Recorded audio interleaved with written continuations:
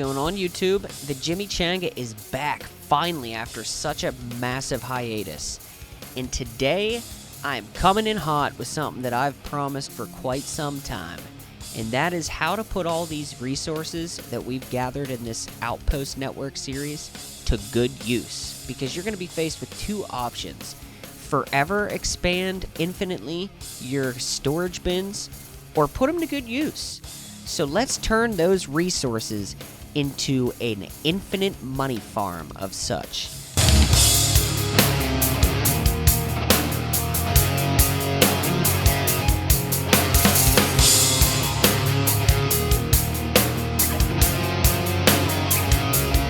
Alright, so fabricators. Fabricators. So now that you have everything, you gotta put it to good use, because you got two options here. You can expand forever and sit on all these resources, or you can automate a network that is going to consistently take resources out of these bins and transform them into something else. That, my friends, is what a fabricator does. So that will keep us from reaching maximum capacity in these bins, which will keep these cargo links flowing, because once these fill up, the cargo links are going to have nowhere to offload materials. We don't want that. So what we can do is set up a couple of fabricators and get some parts going, and that's what we're covering in this video. Let's start with the most simplistic and arguably the most important, which is adaptive frames. Now, if you've ever created an outpost, which I'm sure all of you have if you're on this video, you know how important an adaptive frame is. So instead of having to run back to your industrial bench, every time you run out of adaptive frames, let's just get an absolute infinite amount of these things flowing at all times. Now, for simplistic sakes, we're going to stick to one, but there is nothing stopping you from dropping 10 of these things, provided you have the materials to operate 10 at a time. Now, as you see, we need iron and aluminum to operate this bad boy, along with power. So, first and foremost, make sure you have the power required, and then from there, hook this thing up to iron and aluminum. So for me, both of those resources are coming via cargo link. I have iron and aluminum coming from this cargo link, being offloaded into this bank of storage. So once you figure out where it's coming from, find the last bin of that chain. So for me, my last bin is right here, and run a connection straight to that fabricator. Now, you might have two connections because your aluminum and iron might be separate. But for me, I have iron and aluminum in the same storage bin chain. So I only need one connection. So just like that, if you hover over it, you'll see if everything is kosher. As you can see, I have an absolute crazy amount of aluminum. But just like that, this fabricator is hooked up, it's ready to go. Now, it needs somewhere to offload these frames. Now, all these parts that fabricators make need to be stored in a special storage bin, which is called the warehouse bin.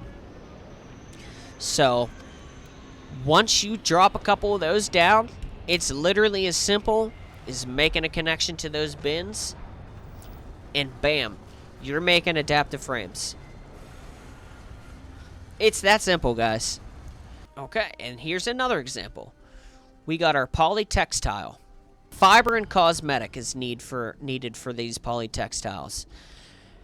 Those resources you are only going to be able to get via husbandries and greenhouses.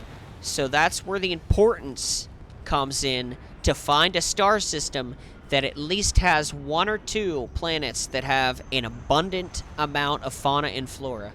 Because once you find that and you scan that planet, You can drop your husbandries and drop your greenhouses down and start making these materials. And once you start making those materials, you can offload them to your main planet via cargo link, like I did. Now, same theory, where the iron and aluminum gets offloaded from this cargo link into the storage bins here. It's the same theory for my cosmetic. I have them coming through this storage bin chain to my last bin right here. So we make our connection from the last bin straight to the fabricator. And as you can see, I have 1800 cosmetic. So we are good on that front. Now the fiber.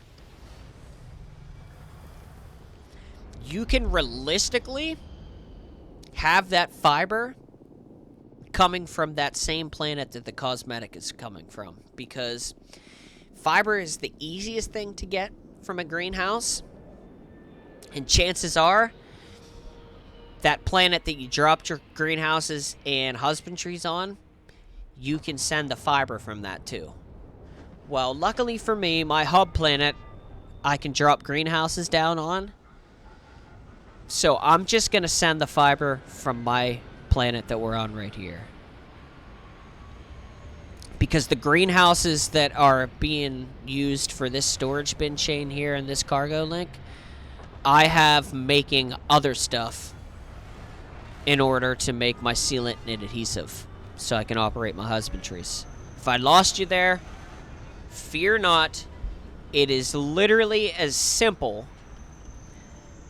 as dropping a couple greenhouses down, having them make fiber, connecting that said greenhouse to a storage bin. So for me, I have 3 greenhouses right now, all making fiber. Each one of them connects to this bin right here. So this bin is filled with fiber.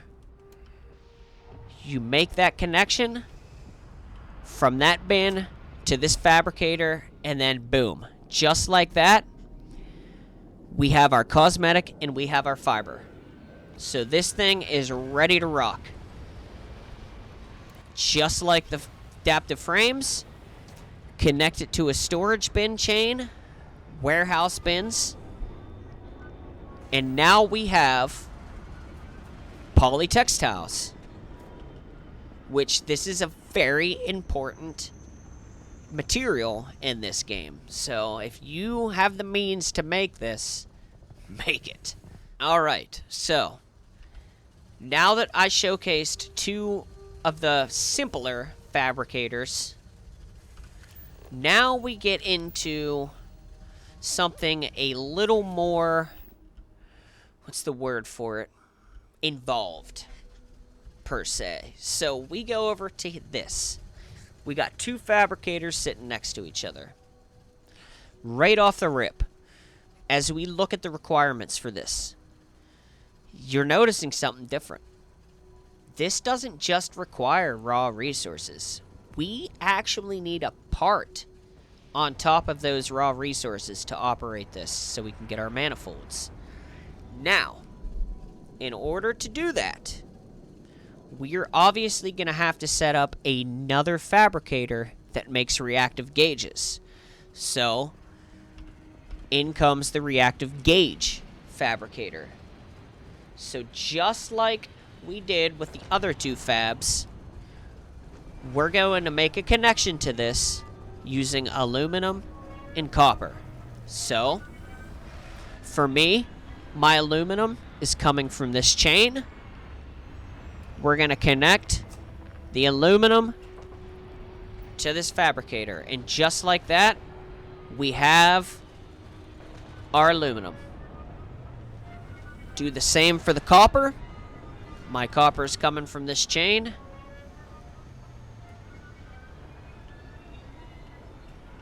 Boom. And just like that, as you can see, we are ready to rock, ready to make reactive gauges. So now that we have our 2 connections, we have to connect them to a storage bin chain. So right here, we got our storage bin chain for reactive gauges. What a bing, what a bang. And voila, we have a place for our reactive gauges. Now, since that is out of the way, we officially have a fully functionable reactor creating our reactive gauges to feed into this. So, just like everything else, you make that connection to the fabricator. And just like that, you can see we have reactive gauges. So we got our iron, we got our reactive gauge, now we need our nickel. So over here is going to be my nickel. Now I'm gonna have to figure out which one is my last bin, which it looks like it's this. So bam, connection it up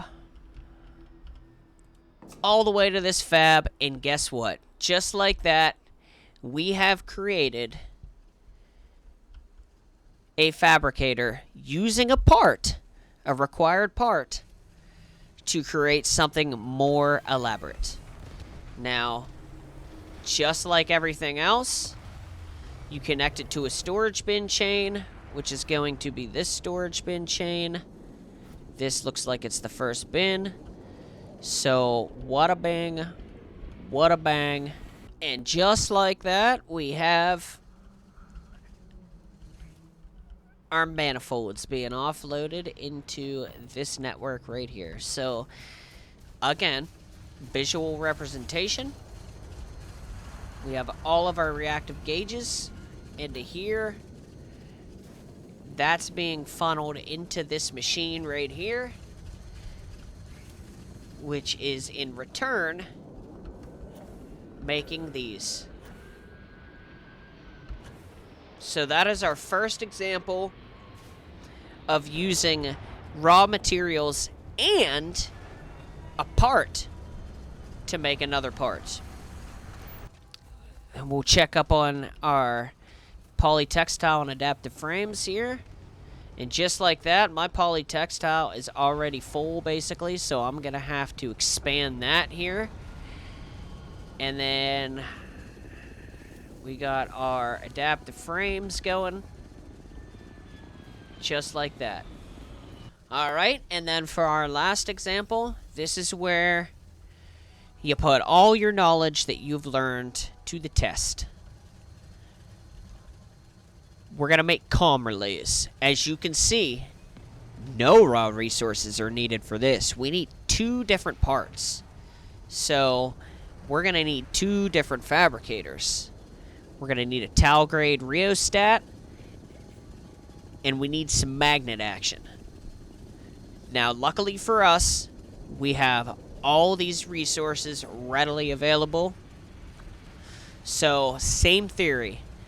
To get the first one operating, we're going to need a connection for nickel and cobalt. For me, my nickel and cobalt is in the same storage chain. So the last bin of the chain is going to make a connection directly to this.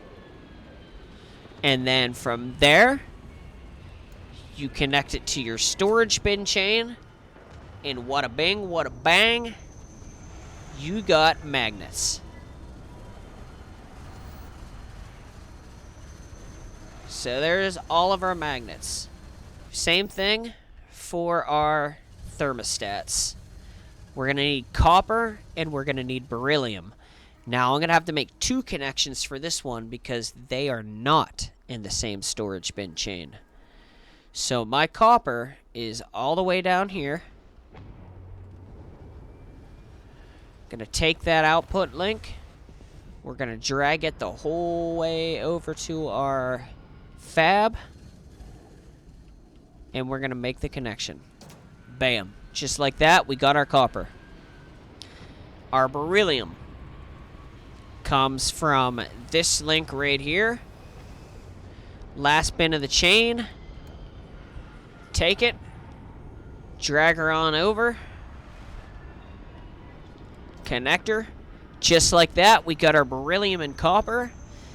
And the crazy thing is, you're starting to see, like, as I scroll over all this stuff, just the sheer amount of resources that I have. It's crazy. The amount of raw resources that I have. But, stop tooting your horn, Jimmy. It's so beneficial to have a network like this. But, boom. Since we got our resources being funneled, go ahead and smack her into the bin. And just like that, we got Rio grade thermostats being pumped into this. So, now that that's done, we can finally worry about the holy grail of this operation here, the Comm Relay. So now that we have these pumping, we're going to take the last bin of the magnet chain, feed her on into the extractor. So just like that, we got our magnets. And then we're going to take the last bin of the thermostat chain, feed her into that. Boom. Just like that, we have a fully operational Comm Relay fabricator. Connect that Comm Relay fab into your storage bin chain here. And wada bing, wada bang, we have Comm Relays. It's really that simple, guys. It's not very intuitive. You just need to study what each fabricator needs, its requirements, and just kind of like a puzzle, put together the right pieces. But it all starts with having a solid foundation, and I cannot stress enough how silly this may seem at first, but how beneficial it is at the end of the day, because I did not have to jump through any hoops to make this video. I simply just needed to lay some fabricators down and make some connections, because all the hard legwork was done prior to setting the fabs up. All that hard legwork, as in creating this entire network. Now, we got some serious connections here, as you can see. But ultimately, now, everything has a home. Everything has a purpose. Just in these 1, 2, 3, 4, 5, 6, 7 fabricators that I have set up so far, just in those 7, I'm going to free up a great deal of storage. So that's going to keep these links constantly flowing and keep from these bins from filling up. If you're watching this video, chances are you're trying to set up a fabricator network, and you need some sort of nudge in the right direction. I hope I gave you that nudge.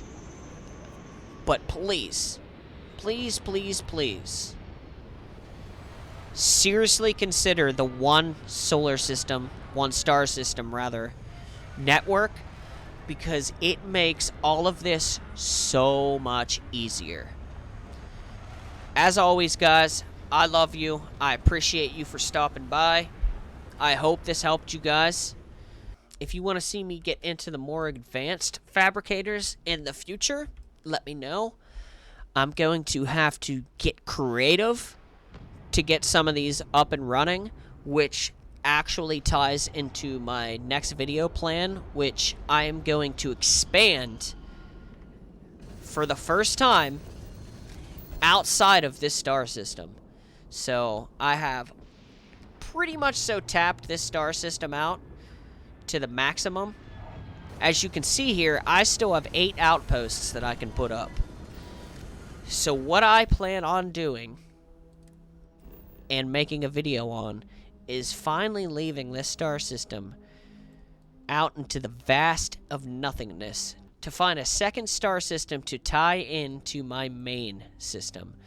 And that is where it's going to get interesting, because on my main hub planet right now, I'm already one cargo link away from hitting maximum capacity, because you can only have 6 cargo links. I have 5.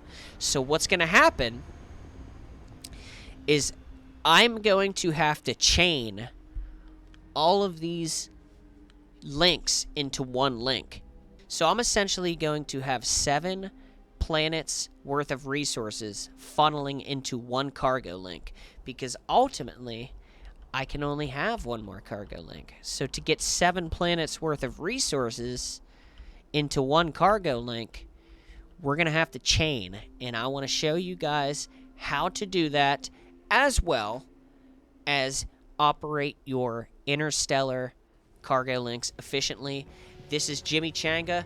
Thanks for stopping by. I'm out of here.